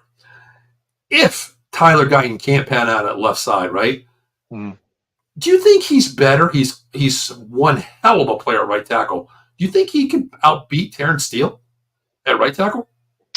I don't know for sure. I don't think so. But I don't know.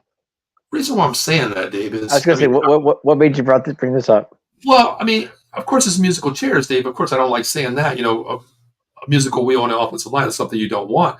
But God forbid, Dave, let's say Cooper Beebe has played left guard before, too. Okay? What if you kick out Tyler Smith, the left tackle, who played it last year next to, Jason Peters and, out there? What if you move Cooper to left guard and put Brock in emergency situation and Terrence Steele's the utility guy? What do you think? I know it won't pan out, Dave, but who's your backup? Because, Dave, there is really no backup here. I was going to say, there is no backup. What are you going to Chuma Adoga. Chuma Adoga's your left tackle. Chuma. I forgot about Chuma. Yeah. How could you forget about that, Dave? I forgot about Chuma. How could you forget about Chuma Adoga? I love Chuma. Dave, there was one point last season where Tyron Smith was out. Bye-bye, Tyron Smith. There was one. Remember that game, Dave, where Chuma came in and it was like a revolving door. Yes. I think Dave, he gave up like 3 or 4 sacks that game. Dak was running for his life. Yeah. He was the worst left tackle, Dave. Honestly. Yeah.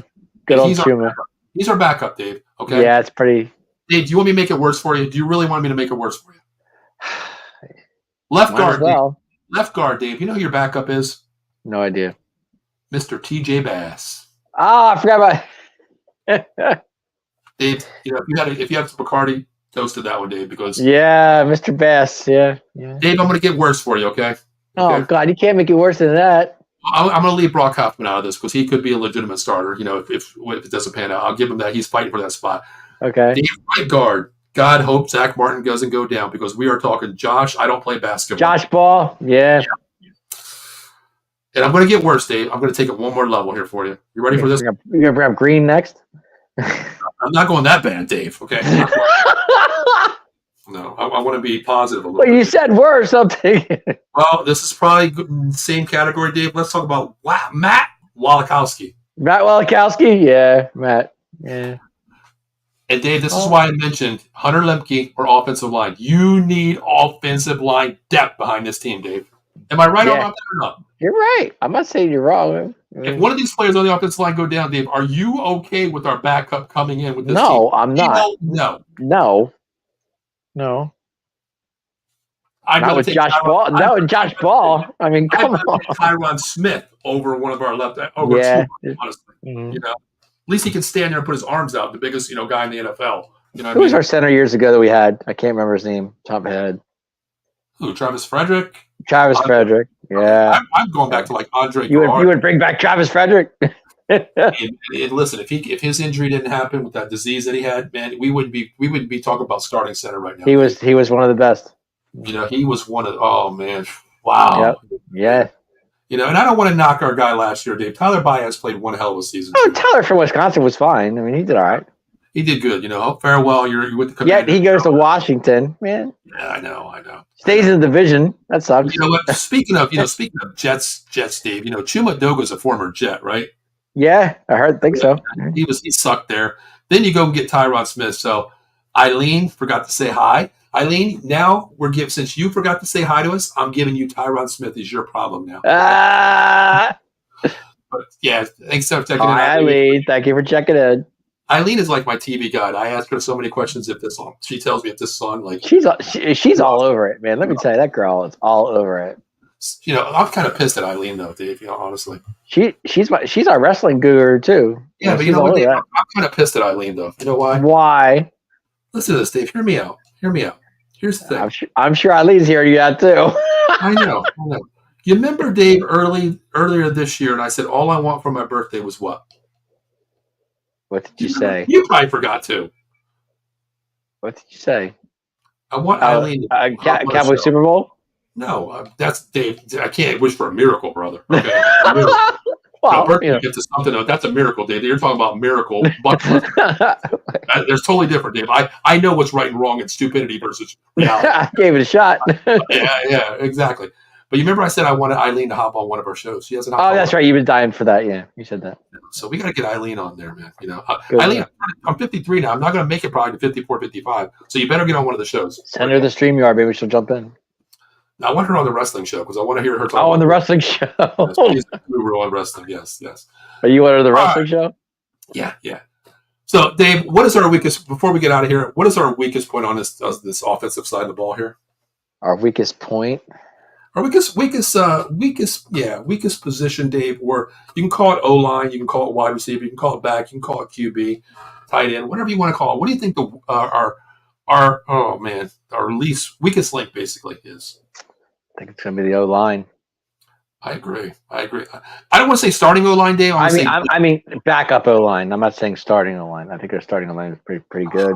If Zach Martin stays healthy, barring injuries, I think we could be. Everybody talks about this Eagle offensive line. Of course, they're still good. They're still solid, man. I'm not saying they're not good. They're going to be really good this year. I think Dallas is 1A right there, honestly, with them. And I'm not just being, Dallas Cowboys saying that. I hope they're 1A. I can see it. If they stay healthy, they can be. I agree. Now, Dave, I want to ask you, I wasn't going to bring this up really quick, but two things I want to get out of here with. Number one, I heard a lot of people talk about, podcasters out there. Of course, it's all opinionated, Dave. I just want to run through this really quick. And I just want you to give me your ranking of the NFC East with these position players, our starters. Okay? Okay. Mm-hmm. I hear a lot of people that's very biased, and they come out on their show and says, it's because I'm this kind of fan that I'm going to say my team. I don't believe in that. I believe your eye test passes it all. Your eye test makes you speak correctly of what you see. Dak Prescott, Dave, where does he fall in this division? 1, 2, 3, 4. I still think he's the best quarterback in the league, in the NFC East. Does Dave the bugaboo of not winning playoff games hurt his legacy as being number one? Well, it does, but not winning playoff games, but winning divisions, which means nothing to you, or a lot of other people, I should say. But Dak's pretty much owned the NFC East since he's been here, and you can't deny that. Very good. I mean, if anybody says otherwise, then you're wrong because Dak owns the NFC East. His numbers are outstanding against. I mean, even go back to Carson Wentz. I mean, you can go back to Washington's quarterbacks, Kirk Cousins. I mean, whatever you want to say, Dak has been hands down. Yeah. I like that. Dave, we talk about it all the time. We argue a lot of time, and I say, debate me. I love how you just brought that up because his record is standpoint highest in the NFC in years. He owns the NFC. Very good. I love how you said that. I have Dak Prescott number one, and you know how I am, Dave. That's coming a lot from me saying he doesn't win Super Bowls. He doesn't win playoff games, but regular season, if you look at records, Dave, based on a 17-game season, I take Dak Prescott number one. Dak's only had one bad season if you think about it. Even his rookie year, he went 13-3. Okay. So, I mean, you want to go that far? And to think about it, and this is what I think about Dak, and I know you can sit there and debate me all you want about it and tell me this and that, Eagle fans. I don't care what you say. It doesn't matter to me. But to me, Dak Prescott would never see the field of play if Tony Romo didn't get hurt in that Seattle game. And we wouldn't know what Dak Prescott was if Tony Romo never got hurt in that Seattle preseason game. Yeah, it's very hard for a fourth-round pick to come. So a fourth-round pick came onto the field to play, had basically the world against him, went 13-3, okay, got MVP, I think he was Rookie of the Year, him and Zeke at the same time. Yeah. Okay, so whatever you want to tell me, that's fine. You want to go Carson Wentz, how great he is, I don't care. Dak, I mean, I know Dak's 2-5 in the playoffs. I get it, or 2-6, whatever he is. But division-wise, he does win games. Last 3 years, they've gone 12-5. They've won the division. I know nobody's back-to-back years. I get that, but still, in all, I mean, Dak's numbers are outstanding, and he's passing Tony Romo's numbers too. And I mean, to me, that's just awesome. I don't care what you say. Yeah, I agree with you. I mean, it's not very often I agree with you 100%. But, yeah, I got Dak number one here, too. Let's move on to the running backs, Dave. Running backs, I have to go Saquon Barkley if number two. I agree. I'll go Saquon number one. Who do you got two? Two. I'll go two. I'll go Eckler, Brian Robinson, Washington. I was thinking Brian. Yeah, I was going to say Robinson. Yeah, Robinson, Eckler. I think is number two for me. Yeah, without. Mm-hmm. I have Dallas three. Committee wise, even with Zeke being a pure runner, I'm still going to go three because when I have Eckler and I have Ryan Robinson too, with that kind of running back that they have, I'm going to go them ahead of what we have by committee because we have three running backs that are workhorses, but they don't they have to prove a little bit. That three back has to prove a little bit more to me to coincide with Eckler versus Robinson. Mm-hmm. So yeah, I got Cowboys at 3. Okay, I think well, like I said, number 2, I have to go Saquon Barkley without a shot. I mean, exactly. it's just a shame. I mean, even if he was the Giants, he's still my number 2. Exactly. All right, let's go to wide receiver. We're not going to go through all of them, Dave. Give me your top 4 wide. No, give me your top 5 receivers in the division, Dave. Let's start with number 1. CeeDee Lamb 1. Okay. AJ Brown 2. Okay. I would go Devontae Smith 3. Wow. Okay. Yeah. Terry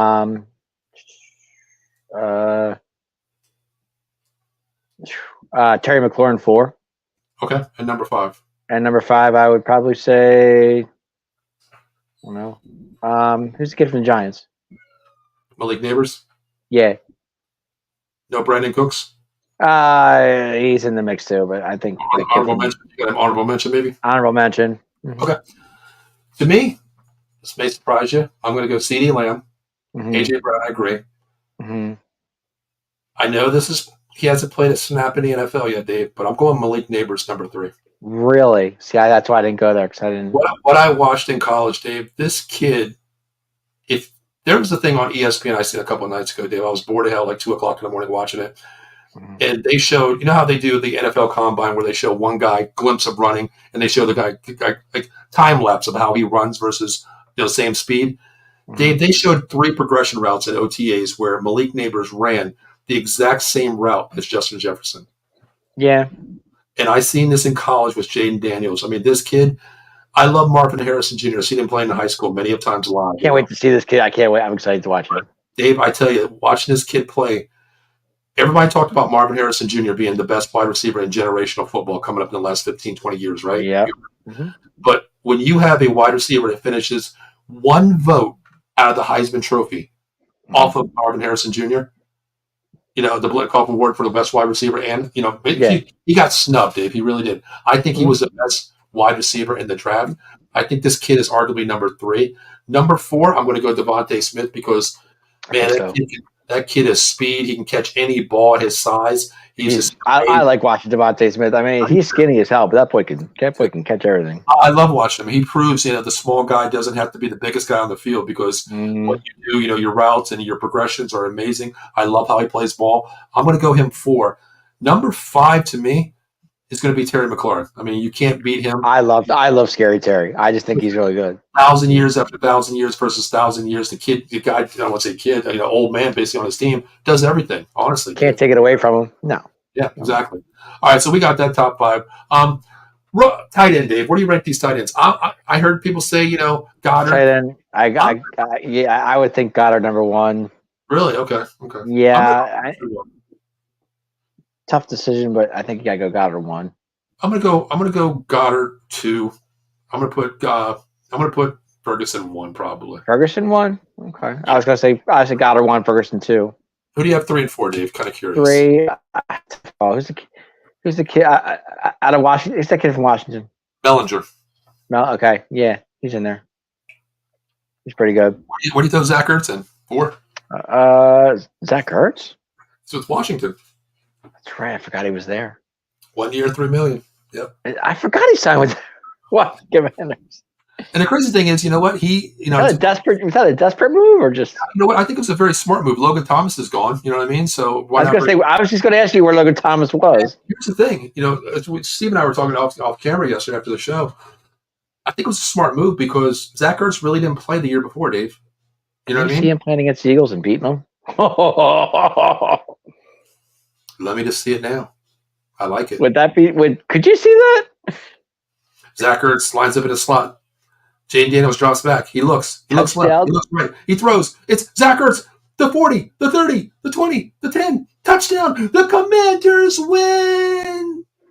Oh, Zach Ertz kills the Eagles. Oh, God. I can only imagine that. I would have to get the newspaper from Steve down there. Zach kills former team. Love it. Love it. Yeah. Love it. I thought he was going to retire. Honestly, I thought he was done.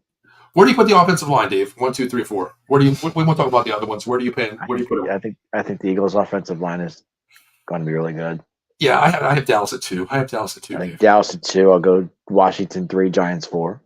I'll tell you what, if future pans out, Dave, I think this could be one of the best offensive lines in the NFL if future pans out in the next 2 to 3 years with what we have. I'm curious to see how the NFC East pans out this season. I want to see what the Giants look like.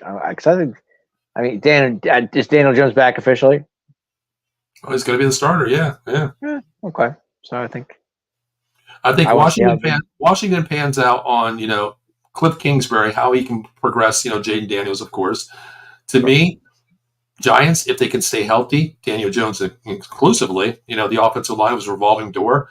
Mm-hmm. Wide receivers, Malik Neighbors can get time to get the ball if Daniel Jones can stay upright. Eagles, if they don't beat themselves, 53-man roster, I think they're the solidified roster projection for the NFL this year. I think their coach is their pet peeve, honestly. And the other thing is the biggest X factor is Kellen Moore, Dave, honestly. I think so too. Mm-hmm. I mean, we know what he is. We've seen what he is, but coaches can change, Coaches can change. But like you said earlier, the hearsay in Philadelphia is not getting along with his QBs. Well, I think, like I said, Jalen and Kellen Moore aren't on the same page. I don't think anybody's on page with, you of course you look at Kellen Moore with the Dallas Cowboys. The verbiage was totally different, Dave, as I said.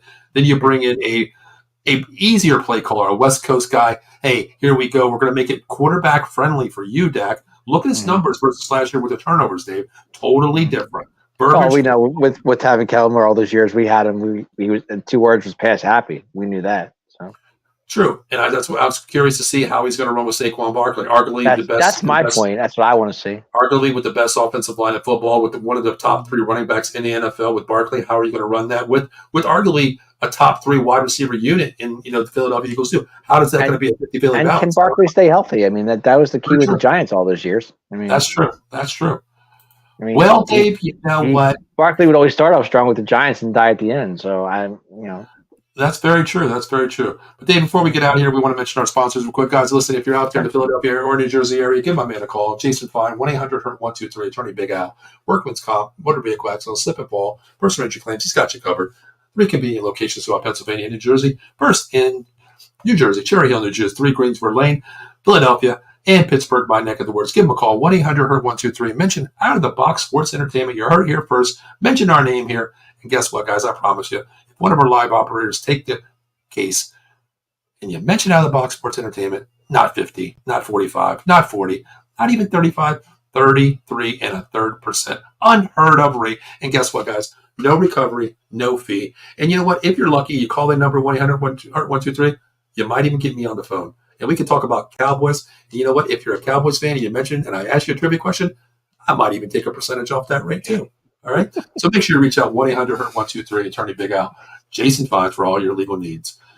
Dave, we have one more thing I want to talk about really quick. We said 45 minutes, Dave, but when you and I get together, brother, we can talk all night.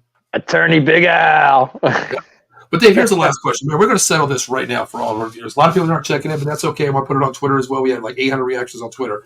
Dave, are you a Jimmy's or a Sprinkle guy on your ice cream? I'm a Jimmy's guy. I like Jimmy's. I'm a Jimmy guy. Thank you, Dave. I'll tell you what. Today we went to the ice cream place after practice today, and I went down. It was so hot.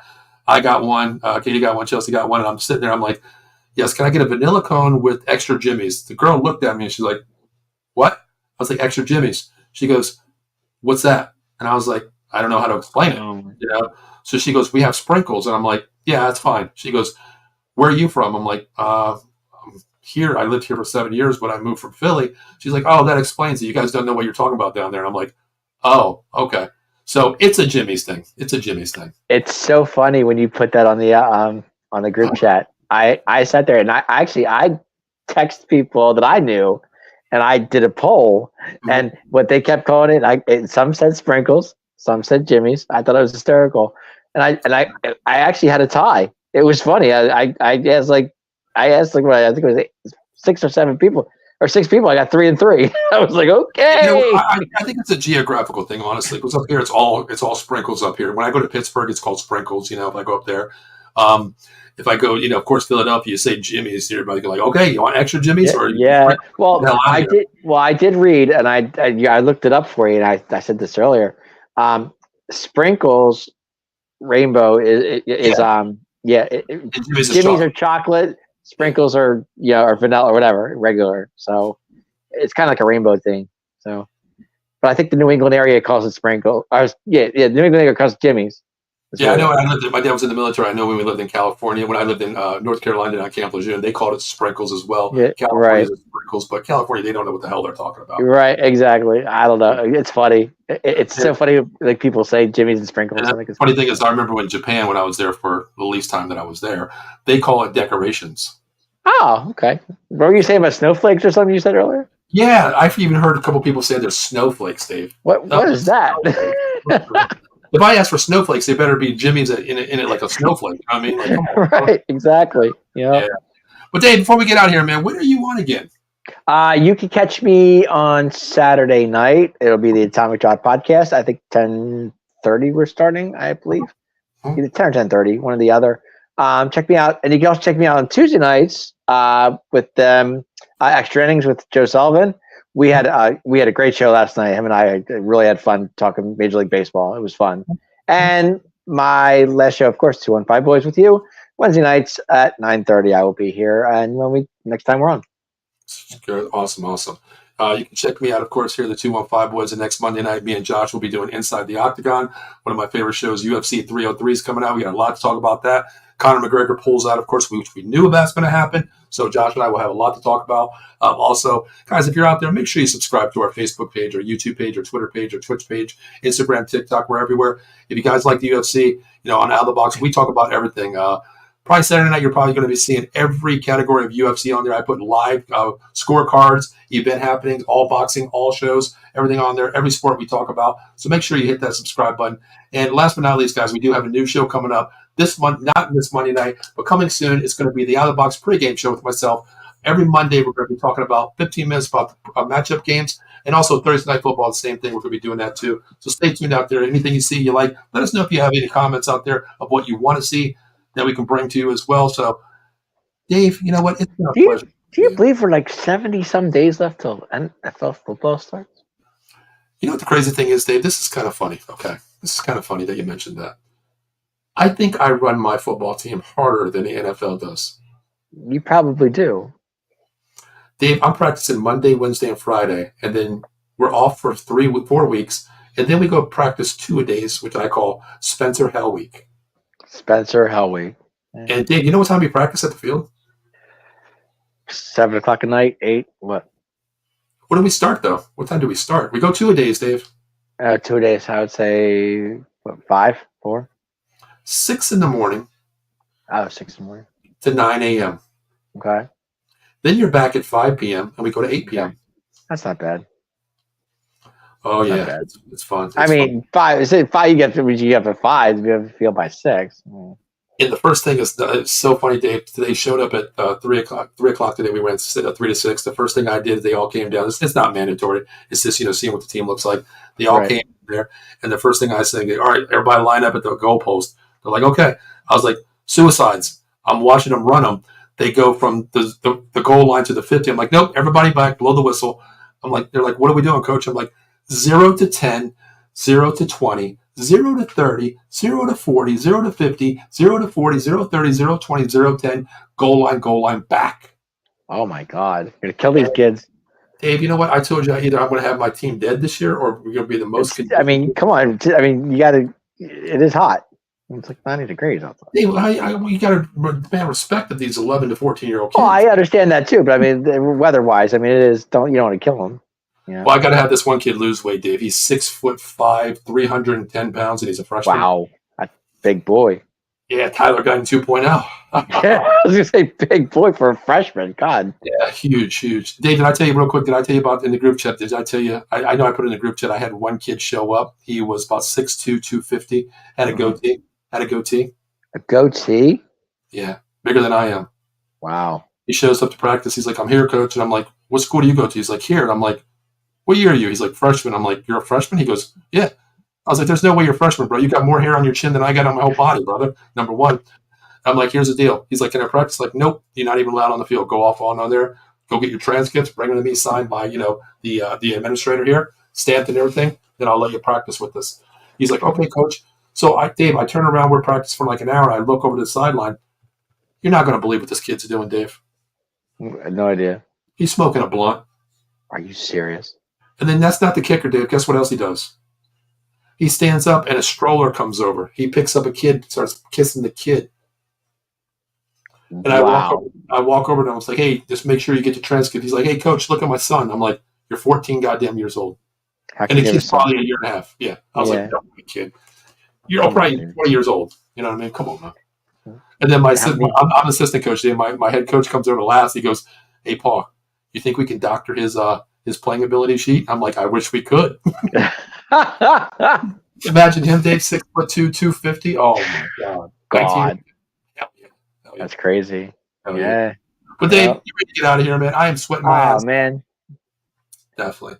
All right, so guys, listen, next week we'll be back 215 boys. Of course, 9:30 Wednesday night, myself and Dave. We'll be back next week, and maybe OTAs are not going to happen next week. Of course, they're on regular camps over right now. So we'll be talking about the defensive side of the ball, and I'm going to put on Twitter to let us know what you guys want to hear us talk about, and we'll do that. So yeah, definitely, Dave. We'll talk about next week. We'll talk about defensive side of the ball. Also, we'll talk about some special teams products there too. So, guys, that's for myself, Mr. Paul Spencer, and of course the Showtime guy, the showstopper himself, Dave Darnell. Sir. Dave, I'm ready to get out of here, brother. You? Man, let's do it. Dave, you already know, man. You know what, Dave? I forgot something. Final thoughts, Dave. We haven't done that in a while. Final thoughts? Wow. I'm going old school too. I was going to say, I thought we were wow. New season, Dave. We got to stay with the regime here. Old school. Final thoughts. We got to kick it out there, Dave. What's the I'm going to go defensive wise this time. I know we did offense all day, but I'm going to go a little defense here. Mike Zimmer. I'm excited. I thank God he came. I mean, I like his style. I know he's been a Cowboy before back in the '90s, and we've had success with Mike Zimmer. So I think this could be another successful season if the defense stays hot and they do what Mike Zimmer wants them to do, and they give him some help. I think they'll be okay. Before I give you my final thoughts, Dave, I like how you went defense. I want to ask you one question though, because I did see this on Twitter, and there's a lot of accounts out there, and even on Micah Parsons' show out there too. Micah, have you talked to Mike Zimmer since the OTA started and off season? I think I said maybe 10 words to him all season, the entire off season. Are you worried about that? Yeah, I am, honestly.